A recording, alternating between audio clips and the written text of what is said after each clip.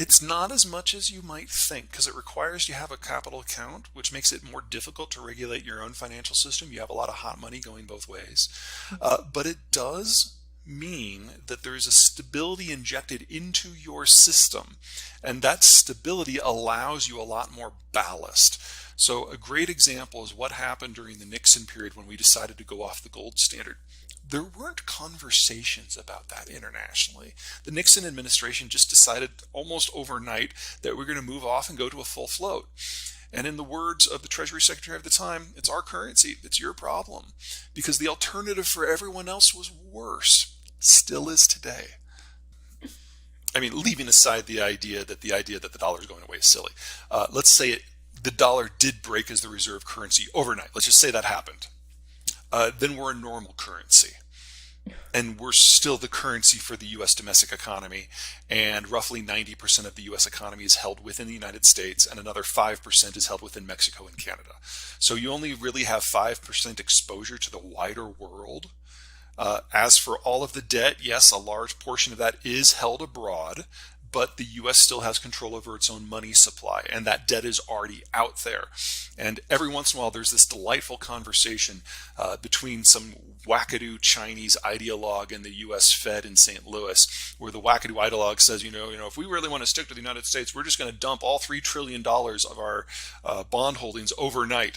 And you always get this same snarky response from the St. Louis Fed that says something like, well, that would be really interesting because the debt would probably trade at 30 cents on the dollar very, very quickly. But I don't know if you knew this, China, but the U.S. Federal Reserve controls the U.S. money supply. And it's mostly digital now. So we would just click a couple buttons and expand the money supply by the exact number of that 3 trillion discounted 70% and retire the whole thing. You would save us over $2 trillion in an hour, and you would be out over $2 trillion in an hour. That would be brilliant. Please do that. And then we never hear from that ideologue again because he's brought shame to China for being so stupid.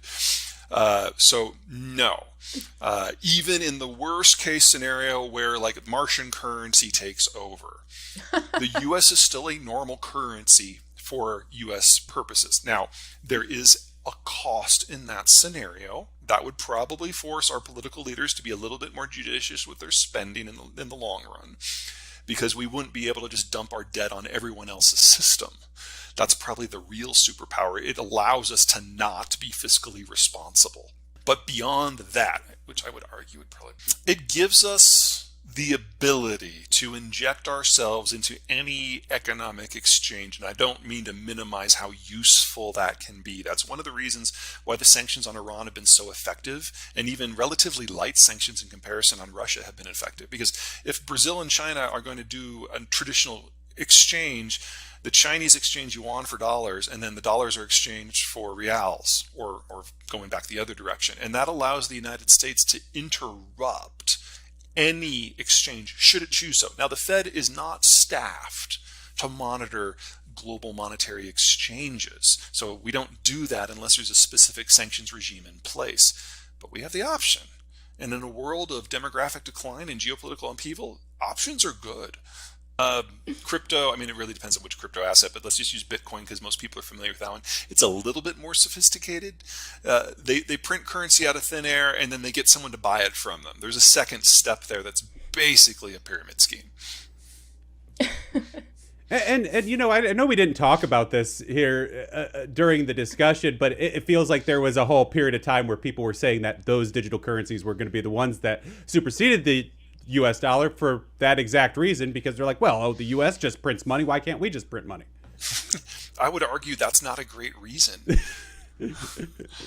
What do you make of him saying that? That, well, they print money out of thin air.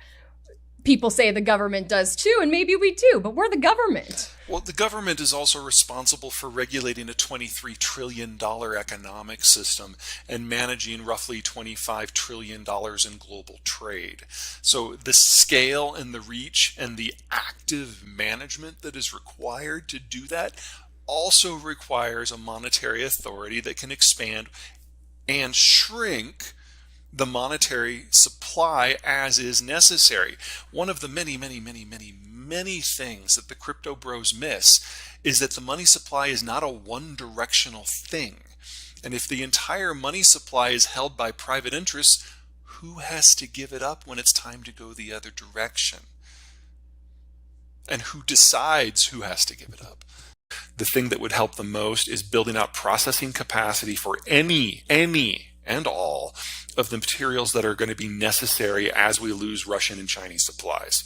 The Inflation Reduction Act, which is a stupid name for what it actually does, is actually our first step in that direction since the 1940s. And so it's inefficient and it's overly expensive and it's sloppy. But for the first time we've done it, it's not bad. Oh, I'm not a financial guy, so let me just kind of give you the headline.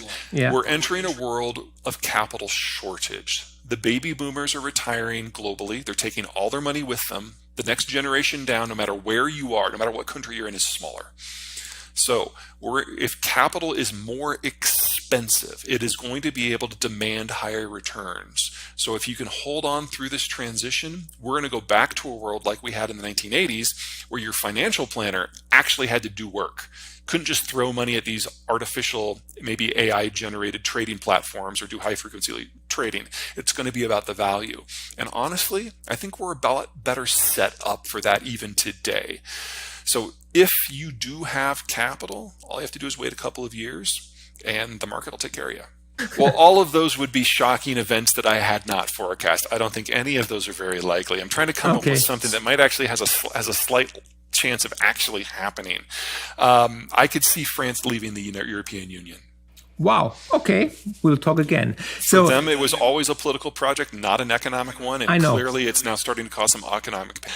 I like to figure out how things work, why things work, and where that takes us. And I like to do it while I'm backpacking. So I need to get to a place where the world can't reach me. I spend at least 2 weeks backpacking every summer. I'm going to try to make that 6 this summer. Tour? Yeah, backpacking tour. When you were backpacking. Oh, well, that's easy. I mean, it's been a long time, but a place called Cascade Saddle in New Zealand. It has alpenglow, it has morning rainbows, and you are a vertical 1.5 kilometers directly above the valley floor. It's a straight drop down. Now, it's I've freed up a little bit of time, so I am noodling over some ideas, but I'm not there yet. Everything is most easily accessible through the website, which is zeihan.com. That's where you can sign up for the newsletter. That's where you can sign up for the video log, and that's where all of the information about all of the books are.